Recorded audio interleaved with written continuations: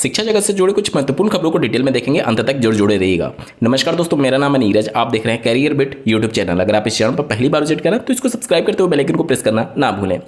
विगत कुछ दिनों से यूपी टेट में ओएमआर सीट को लेकर के जो प्रत्यावेदन सबमिट किए जा रहे थे, उसके लिए कोई भी ऑफिशियल सूचना आयोग के द्वारा जारी नहीं किया गया था।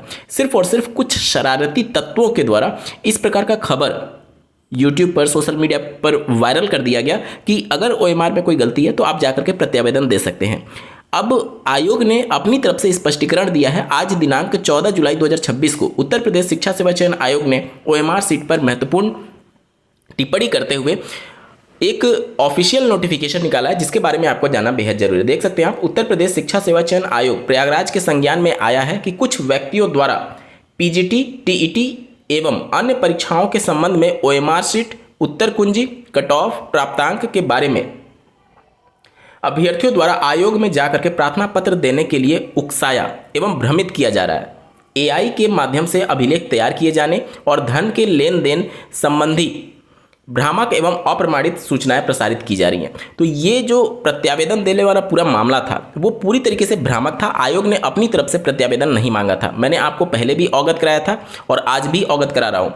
इस तरीके से ओएमआर में किसी भी आयोग के द्वारा संशोधन करने की अनुमति होती ही नहीं है। आप खुद सोचिए ना कि आयोग ओएमआर सीट की जांच नहीं करता है, बल्कि किसी थर्ड पार्टी एजेंसी को वो जांच करने के लिए देता है। अब अगर थर्ड पार्टी एजेंसी को परमिट कर दिया जाए कि पर्टिकुलर ये कैंडिडेट का ओएमआर में ये गलती हुआ है, उसको संशोधन किया जाए, तो वो चीज़ें मैनुअली करनी पड़ेंगी। मैनुअली में कोई भी ओएमआर में छेड़छाड़ कर सकता है, जिससे उस परीक्षा की सूचिता पर बहुत बड़े सवाल उत्पन्न हो सकते हैं। तो कोई भी आयोग इस प्रकार की अनुमति नहीं देता है कि आयोग के द्वारा किसी ली गई परीक्षा के ओएमआर में छेड़छाड़ किया जाए बाद में जाकर के, और ना ही इस प्रकार से कोई प्रत्यावेदन मांगता है। इसीलिए आयोग ने अपनी तरफ से कोई भी ऑफिशियल नोटिफिकेशन जारी नहीं किया। लेकिन जब हजारों की संख्या में अभ्यर्थी उपस्थित होने लगे उत्तर प्रदेश शिक्षा सेवा चयन आयोग पर, तब जाकर के आयोग ने ये नोटिफिकेशन निकाल करके चीज़ें स्थिति स्पष्ट कर दी है कि कुछ शरारती तत्वों के द्वारा उनको उकसाया गया, उन कैंडिडेट्स को, कि जा करके आप प्रत्यावेदन दीजिए, जबकि इस प्रकार का कोई भी ऑफिशियल सूचना नहीं था।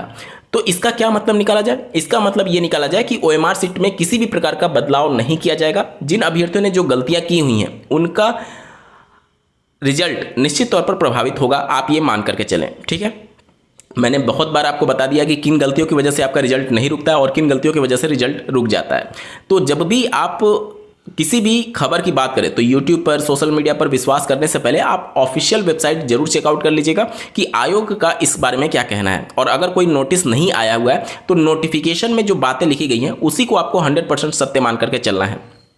किसी भी प्लेटफॉर्म पर अगर आपको कोई भी प्रत्यावेदन या फिर कोई भी चीज़ सबमिट करने के लिए बोला है, अगर आयोग ने नहीं कहा है, तो वो सब चीज़ें खबरें भ्रामक है। बेवजह बहुत सारे हजारों की संख्या में अभ्यर्थी अपना टाइम, अपना पैसा बर्बाद करके आयोग पर गए होंगे, वहाँ पर अपना दिन भर समय बर्बाद किए होंगे, और अब ये खबर निकल करके आ रही है। तो निश्चित तौर पर यहाँ पर गलती आयोग की नहीं मानी जाएगी, क्योंकि उन्होंने अपनी तरफ से कोई भी ऑफिशियल सूचना नहीं दी थी। कुछ शरारती तत्वों के द्वारा ये उनको उकसाया गया कि अगर आपकी गलती हुई है तो आप जाकर के सबमिट कर दीजिए। इस प्रकार का कोई भी आधिकारिक सूचना नहीं था। अब यहाँ पर अभ्यर्थियों को जबरदस्ती, अब अभ्यर्थी जिनकी गलती हुई है, जाहिर सी बात है वो प्रयास करेंगे जिससे उनकी गलती सुधार दी जाए। तो उनकी भी गलती नहीं, लेकिन जिन तत्वों के द्वारा शरारत किया गया है उनकी वजह से उनका समय भी बर्बाद हुआ और धन भी बर्बाद हुआ। तो निश्चित तौर पर किसी भी प्लेटफॉर्म पर विश्वास करने से पहले आप आयोग की वेबसाइट विजिट करिए, और अगर इस प्रकार का कोई नोटिस नहीं निकाला गया है तो आप नोटिफिकेशन में देखिए कि नोटिफिकेशन क्या कहता है। नोटिफिकेशन में साफ शब्दों में मेंशन किया गया है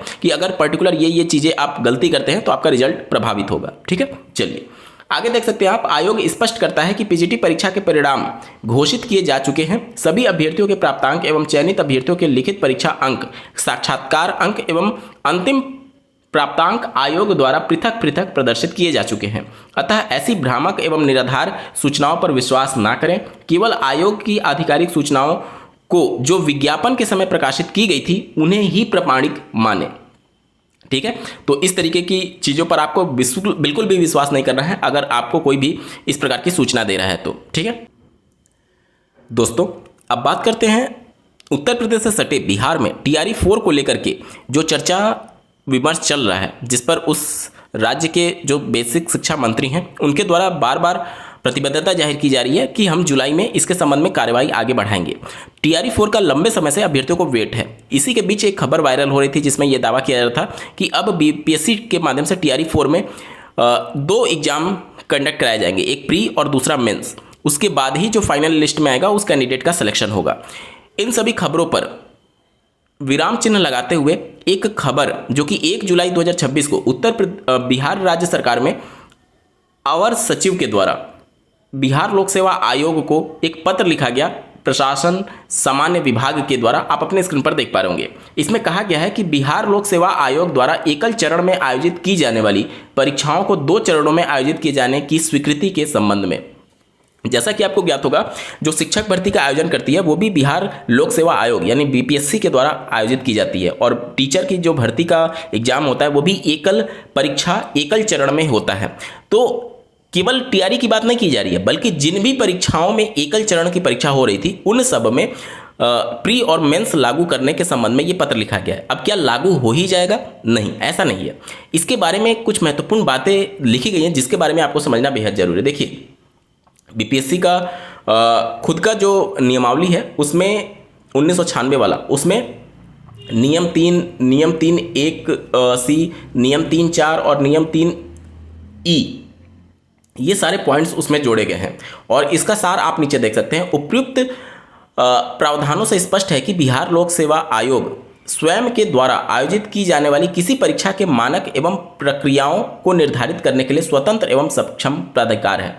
यानी कि ये सारे जो पॉइंट्स हैं ये जोड़ने की जहाँ तक बात है ये पहले से प्रावधानित है, और इन सभी पॉइंट्स को हवाला देते हुए ही यहाँ पर कहा गया है कि उपयुक्त प्रावधानों से स्पष्ट है कि यानी कि जो पहले से एग्जिस्टिंग नियम है उनसे ये स्पष्ट है कि बिहार लोक सेवा आयोग स्वयं में एक स्वतंत्र सक्षम प्राधिकार है, यानी अपने आप में एक ऑटोनोमस बॉडी है। तदनुसार बिहार लोक सेवा आयोग एकल चरण में आयोजित की जाने वाली परीक्षाओं को 2 चरणों में आयोजित किए जाने के संबंध में निर्णय लेने हेतु स्वयं सक्षम प्राधिकार है। यानी कि ये अब आयोग पर डिपेंड करेगा कि जहां पर एकल परीक्षा हो रही थी वहां पर उनको 2 लेवल की परीक्षा करानी है या फिर एक ही लेवल की परीक्षा से काम चल जाएगा। मतलब कि अब ये पूरी तरीके से जो प्री और मेंस की बात चल रही थी वो अब आयोग के ऊपर डिपेंड करेगा कि आयोग उसका प्री मेंस कराना चाहता है या फिर एक ही एग्जाम लेना चाहता है। जिस तरीके से आपने देखा होगा जो बीपीएससी टीआरई 3 में पेपर आउट जैसी स्थिति परिस्थिति उत्पन्न हुई थी, उसके बाद से लगातार ये मांग उठने लगी थी कि यहाँ पर प्री और मेंस की व्यवस्था लागू की जाए, और उसी को ध्यान में रखते हुए ये महत्वपूर्ण फैसला लिया गया है। हालांकि ये अंतिम रूप से नहीं है। अंतिम रूप से कहने का मतलब कि ये आयोग डिसाइड करेगा कि प्री मेंस लेना है या फिर केवल प्री लेना है, मतलब एक ही एग्जाम होगा। ठीक है, तो अभी इस पत्र के माध्यम से ये स्थिति परिस्थिति बिल्कुल स्पष्ट अभी भी नहीं है कि प्री मेंस होगा टीआरई 4 में या फिर एकल परीक्षा होगी, वो आयोग डिसाइड करेगा। अगर आयोग को महसूस होता है कि प्री और मेंस लेना है तो वो 2 एग्जाम भी ले सकते हैं, और अगर उनको महसूस होगा कि एक ही एग्जाम से ही भर्ती की प्रक्रिया आगे बढ़ाई जाएगी तो एक ही एग्जाम के माध्यम से भी आपका सिलेक्शन हो सकता है। ठीक है, देख सकते हैं आप। और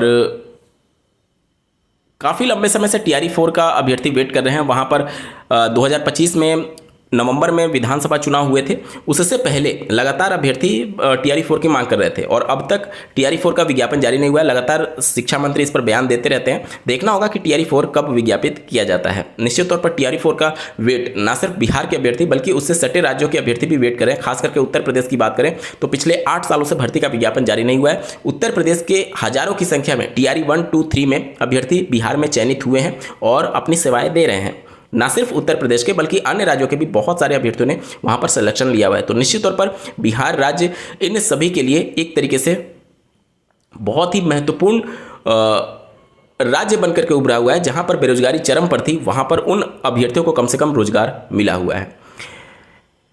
आज के वीडियो में बस इतना ही। ऐसे ही महत्वपूर्ण अपडेट के लिए चैनल को सब्सक्राइब करना ना भूलें। इस वीडियो को देखने के लिए आपका बहुत बहुत धन्यवाद। भगवान करे आपका दिन शुभ हो।